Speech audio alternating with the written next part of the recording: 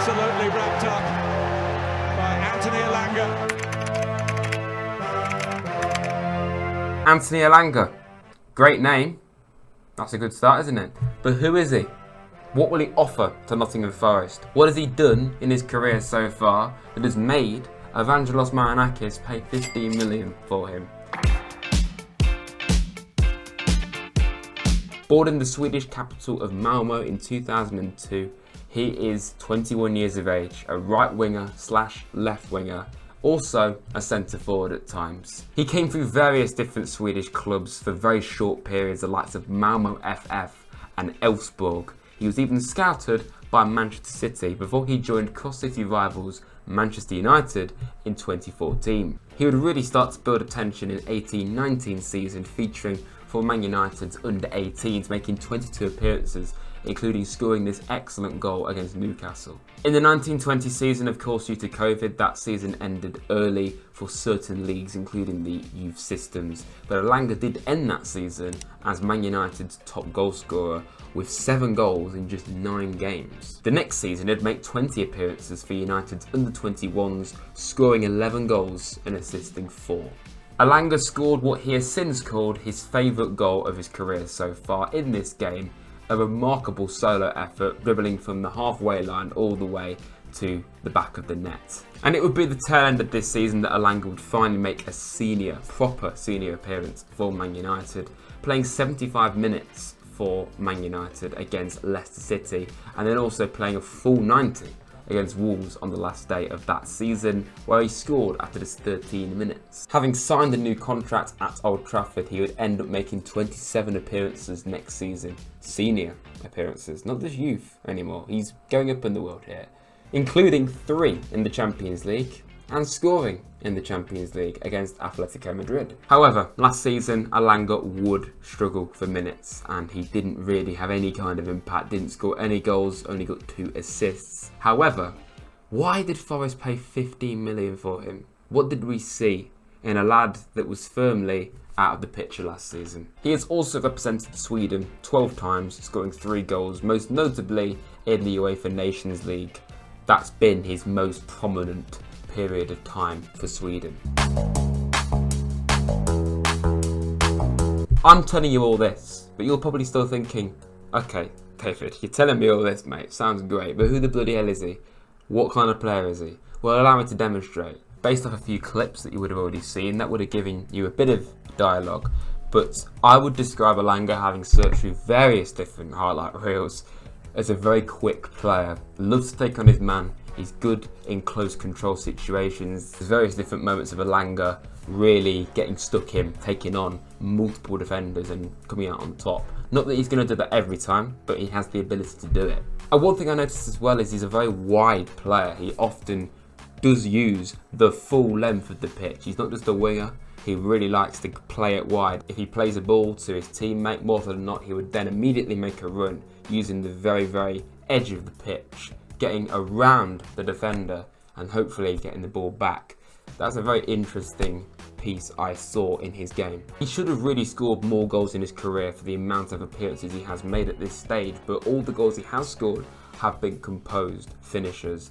But ultimately, like I say, he should have really scored more, so it's still an area that we can be a little bit wary of.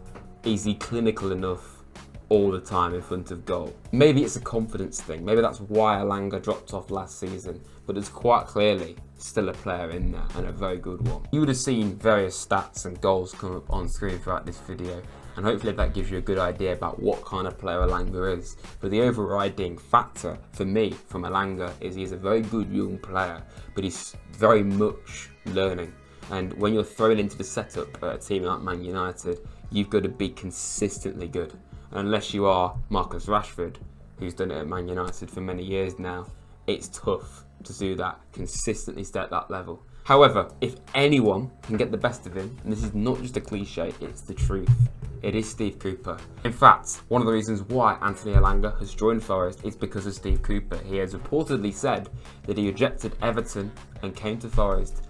A huge reason for that was because of Steve Cooper. Where's the Cooper out brigade now? Because that's the kind of influence Steve Cooper has on players. They want to play for him. Even if he doesn't make consistently good decisions, Cooper, I certainly don't think he does. I think he does make mistakes. But what he is, I just nudged my mic. What he is he's an incredible man manager and a really good motivator.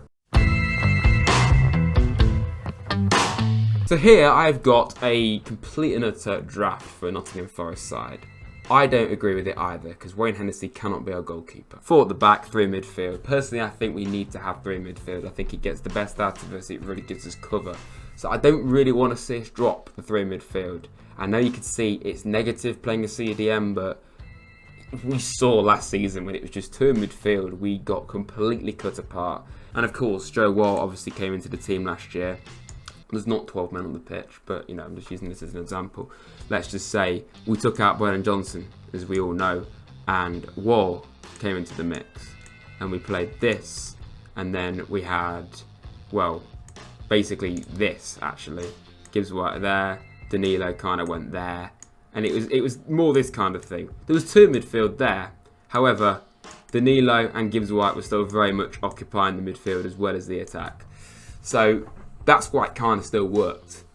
But if we play what I already had set up there, Gibbs White kind of on the left, and then you got Johnson here and Awani up front. You take Wall out, and then you know you go to what it was. Mangala here, Yatesy there, Danilo.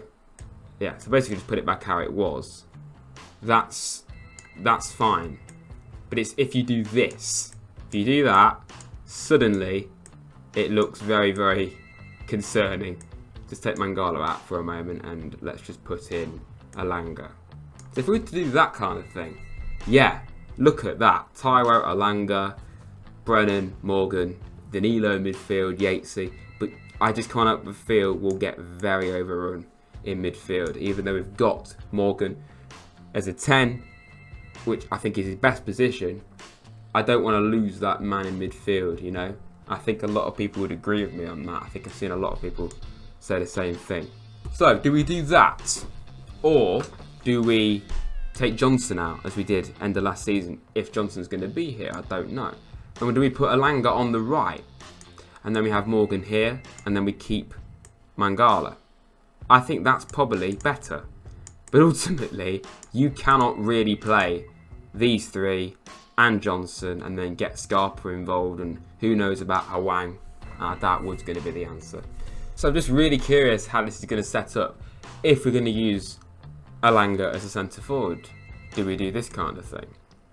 So do we do that kind of thing? So it's like a diamond kind of thing. Like, I don't really know.